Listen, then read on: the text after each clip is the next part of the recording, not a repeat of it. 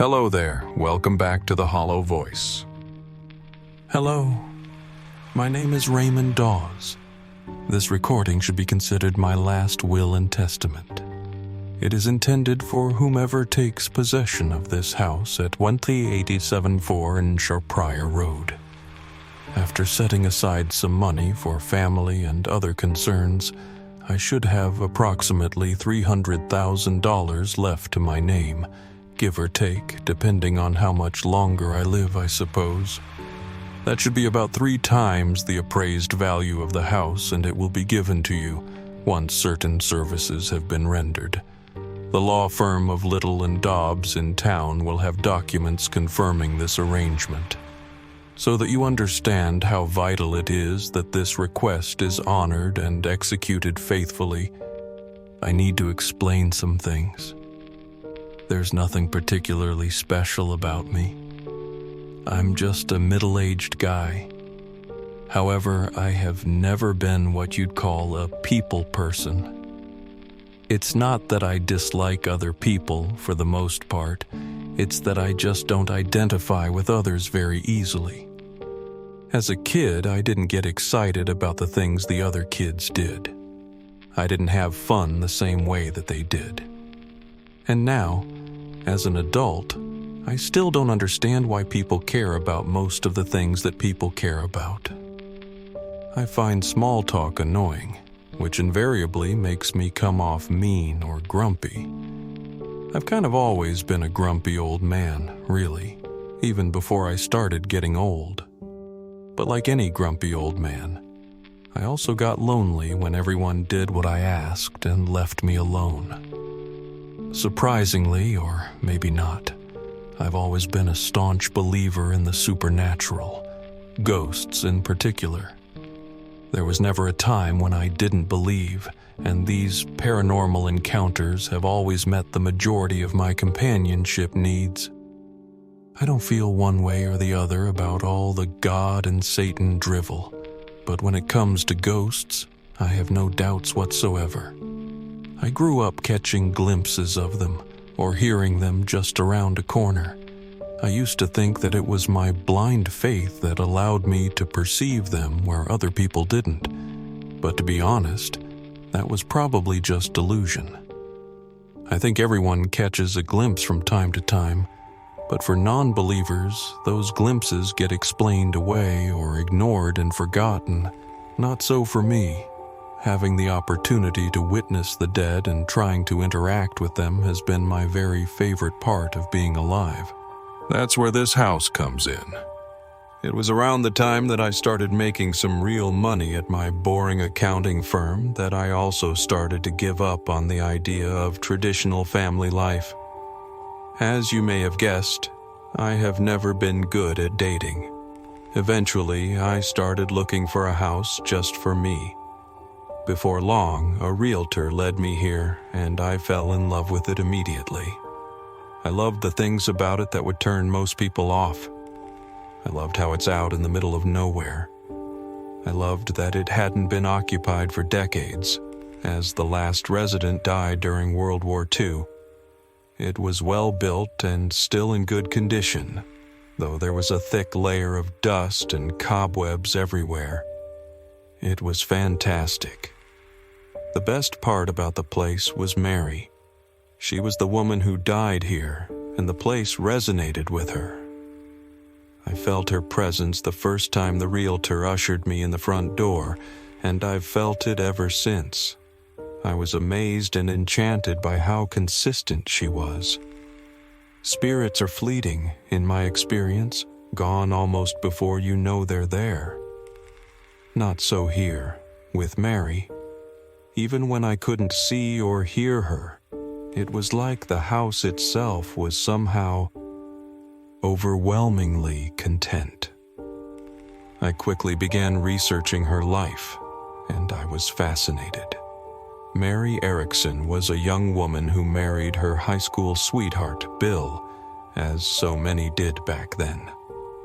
They were madly in love. Bill built the house for Mary himself in anticipation of their wedding day.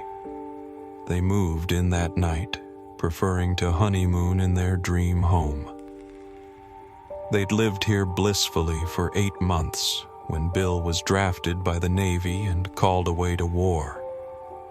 Tragically, Mary died unexpectedly in her sleep only a few months after Bill shipped out, though it's believed that it happened peacefully. She was found tucked into bed with a letter from Bill in her hand and a small, tranquil smile on her lips. The suspected cause was an undetected heart defect.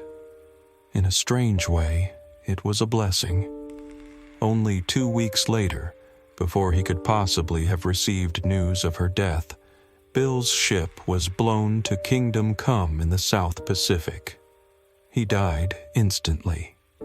So, they both died believing that the best was yet to come, knowing they just had to hold on for a while and then they'd be together and happy once again, forever. And I think that's the best feeling, really.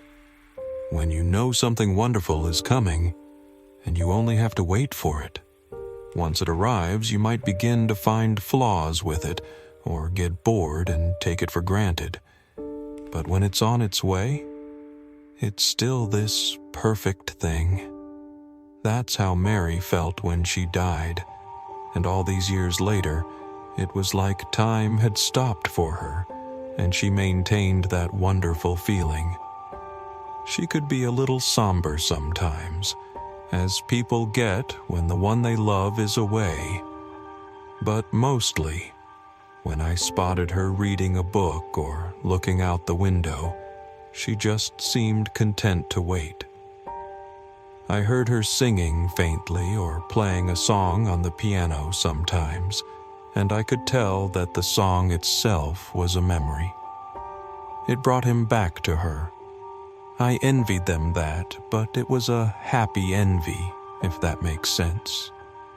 It occurred to me that I probably would not have enjoyed her company nearly as much if she was alive, if she were anything like most of the living. As a ghost, though, she was the perfect companion.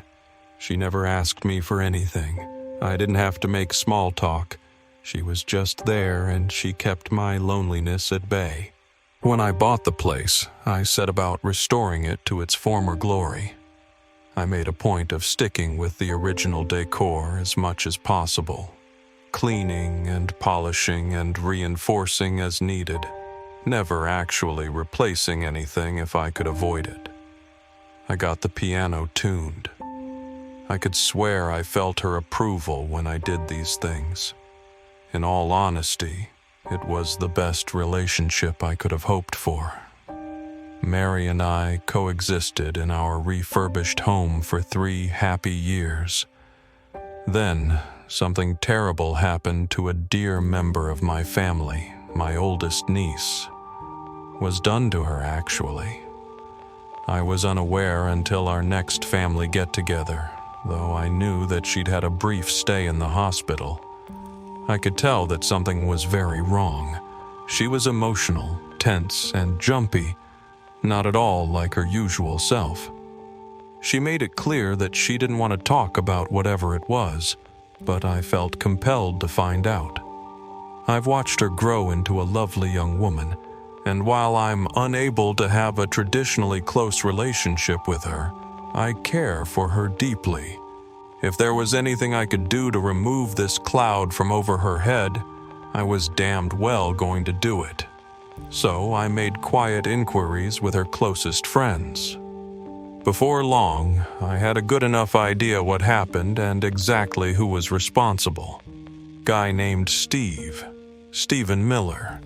At that point, I was unsure as to what to do with this information. I've never been what you would call a man of action. Never even got in any fights, unless you count a minor scuffle in grade school. Never messed around with the law, and I had no desire to. But I knew that I would never feel right doing nothing.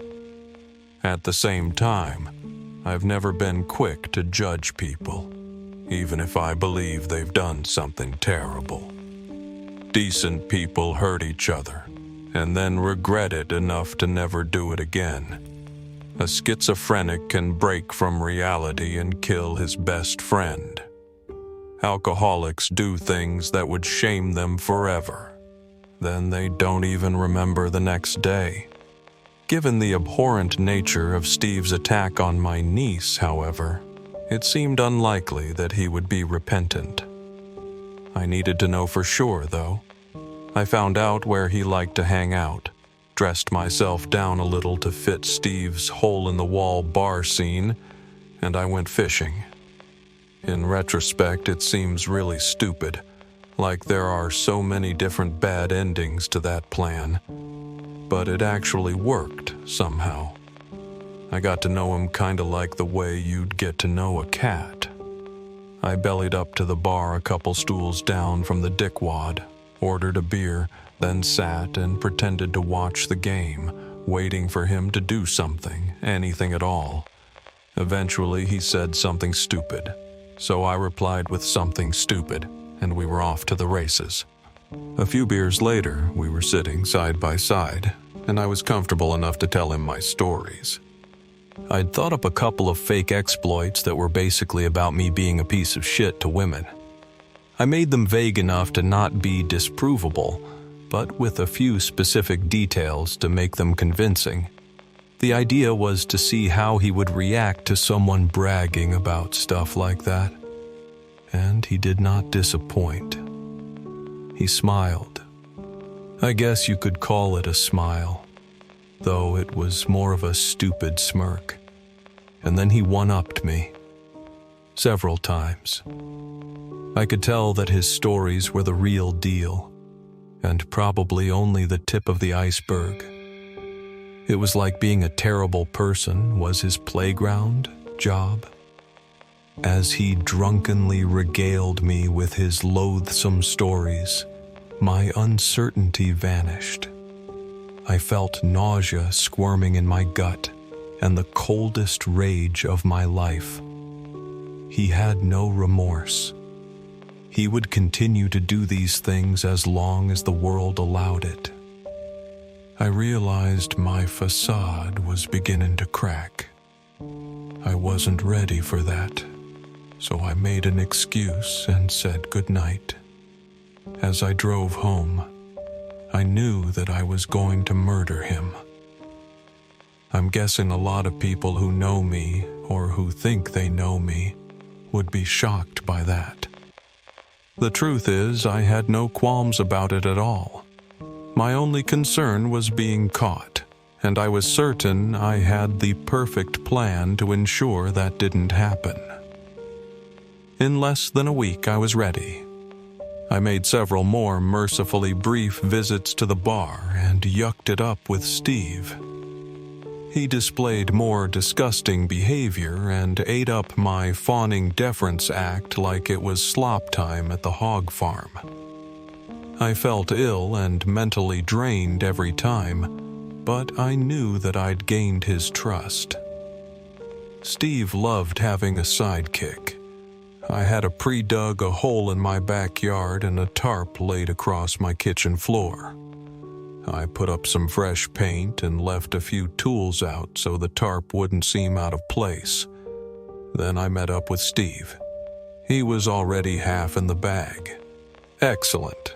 I told him I was hosting a pre-game party and invited him out to help me set up some elaborate drinking games to impress all the hot girls who'd be attending. I don't have to impress girls, he slurred, but he followed me out of the bar anyway. When we got to my place in our separate vehicles, I invited him in and he followed me into the kitchen. I got him a beer from the fridge. He popped the top and took a long gulp. I pulled my .22 caliber pistol out of my waistband and shot him twice in the chest. At first, he only registered shock. I shouted that this was retribution for what he'd done to my family and all the other women. Then he turned to me, enraged. He threw the beer can aside and rushed me. His hands were at my throat and he slammed me against the fridge. I pushed the gun directly against his chest and shot him again. He was much larger than me, and the rage made him inhumanly strong as he crushed my windpipe. For a moment, I feared that I'd lose consciousness. Then, thankfully, the blood loss and organ damage overcame him, and his hands went slack. He teetered, trying to breathe, and coughed blood in my face. He crashed to the floor, but his expression did not change.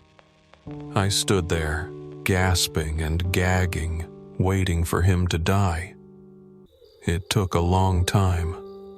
I kept expecting him to become fearful or something, as it became clear that he was going to die, but he never did. He glared at me from the floor and clenched his hands, choking snarls escaping from his bloodied mouth, flailing uselessly at my feet. Finally, his body stilled. Honestly, it seemed like it had all worked out as well as I could have hoped. I wrangled his cooling body onto the tarp and wrapped him up as neatly as I could. I paused at the back door to listen for anyone coming down the gravel road just in case. Hearing nothing, I dragged him out to the hole, threw him in, and packed the loose dirt back on top. I changed into workout clothes, drove his car into Wilson's Lake, and jogged the 1.5 miles back home. Throughout the ordeal, I never saw another soul. I scoured the kitchen late into the night. Steve had managed to leak all over the place, despite the tarp. It was after midnight when I heard the sound of Mary's footsteps. They were her steps, to be sure, but not like I had ever heard them before. It made me shiver even before I could make any sense of it. They were running frantically. A piercing sob ripped through the house. She was terrified. Then I heard heavy footsteps, deliberate and getting heavier with each step, following her down the upstairs hallway. The last step hit like a sledgehammer and she screamed unlike anything I've ever heard. And then there was silence. I stood in the kitchen, frozen in a cold sweat. After an interminable amount of time, I snapped out of it and crept upstairs. There was nothing there to be seen or heard. I could sense a presence, but it was nothing like the peaceful aura Mary had exuded. It was bad. It was really, really bad. It was a venomous blackness with teeth. I couldn't stand feeling it all around me in that room another moment and fled. I did not sleep that night. The next day, I called in sick to my mundane job and started looking into anything I could find about paranormal activities, hauntings, evil spirits, poltergeists, anything that could help me. What had been an idle hobby became full-time, fervent study. The next night, I dug up Steve's body, chained some old dumbbells to him, and threw him into the lake to join his car. But when I got back to the house, I knew that the damage had not been undone. I continued to study with every free moment, incantations and rituals of every kind. I looked up exorcists. They're not as easy to find these days, but there are still a few out there. I persuaded a sympathetic priest to come over. I asked him if he was bound to tell police about someone confessing to a crime. He told me he was obligated to tell them if someone was planning a crime, but if it was already done, that he was bound to secrecy. I told him everything that had happened, and he asked me if I wanted to ask the Lord's forgiveness. I told him that I wasn't sorry for killing him. I was only sorry for doing it here. He seemed taken aback at that, but after a moment of quiet reflection, he said that he was still willing to help me. We prayed together for a lengthy interval, and he did all the things he knew to do to eradicate evil and bless my home. He wished me good luck as we parted at the front door, which seemed a little strange coming from a priest, and then he left. That night I heard Steve again. He was laughing at me, maniacally. It was obvious what he thought about the priest's efforts. That was 14 years ago now. I have made no progress. He has delighted in torturing Mary and I every single night since. Before all this happened, I would hope to see or hear something new from Mary every day.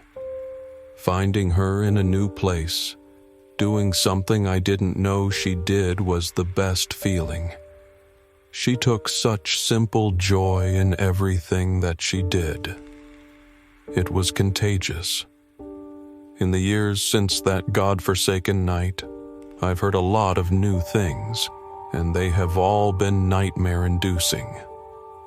He attacks her every night, brutally. I've heard her scream 1,000 different ways.